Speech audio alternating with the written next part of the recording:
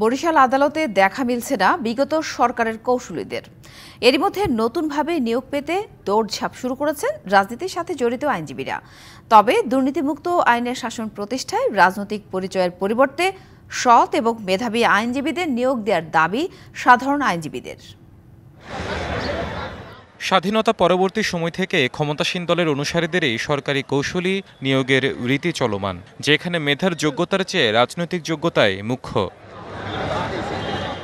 শেখ হাসিনা সরকারের পতনের পর বরিশাল আদালত প্রাঙ্গণে দেখা মিলছে না আওয়ামী লীগের মদতপুষ্ট কৌশলীদের। তবে এরই মধ্যে নতুনভাবে নিয়োগ পেতে দৌড়ঝাঁপ শুরু করেছেন রাজনীতির সাথে জড়িত আইনজীবীরা।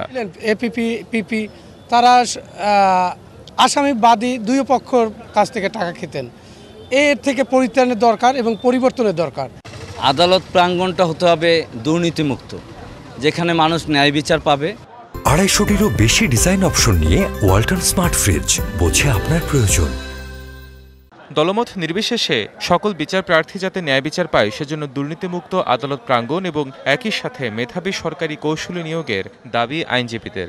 সৎ, নিষ্ঠাবান এবং শিক্ষা অনুরাগী ও দায়িত্বশীল ব্যক্তিত্ব সম্পন্ন ব্যক্তিদের নিয়েই পিপি এপিপি নেওয়া উচিত। রাজনৈতিক বিবেচনাকে বাদ দিয়ে এবং বয়স এবং চুলের দাড়ির কালার বাদ দিয়ে যাদের সততা আছে সেই বিবেচনায় পিপি এপিপি জিপি নিয়োগ দেওয়া অত্যাবশ্যকীয়। আমরা চাই দুর্নীতিমুক্ত একটা ভালো পিপিসি বরিশাল জেলা আইনজীবী সমিতিতে দেখ।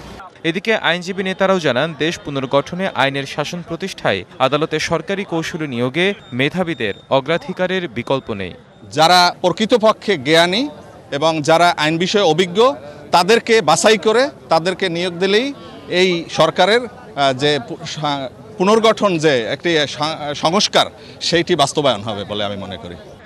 বরিশাল জেলা ও দায়রা জজ আদালতে পূর্বে 30 থেকে 35 জন সরকারি কৌশলী থাকলেও সেখানে আইনজীবী নেতাদের মন রক্ষার্থে তা 200-তে উন্নীত করা হয়। এতে করে দুর্নীতির পাশাপাশি আদালতে দেখা দেয় বিশৃঙ্খলা, এমনটাই মত আইনজীবীদের।